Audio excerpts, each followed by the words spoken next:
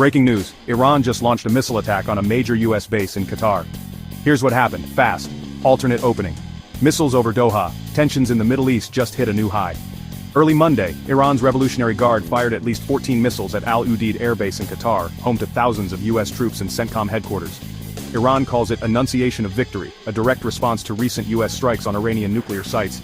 But Qatari air defenses intercepted the missiles. No casualties were reported.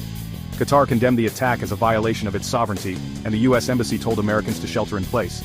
The White House is now closely monitoring, while Congress will get briefed soon. Stay tuned for more updates on this fast-moving story. Like and subscribe for the latest news.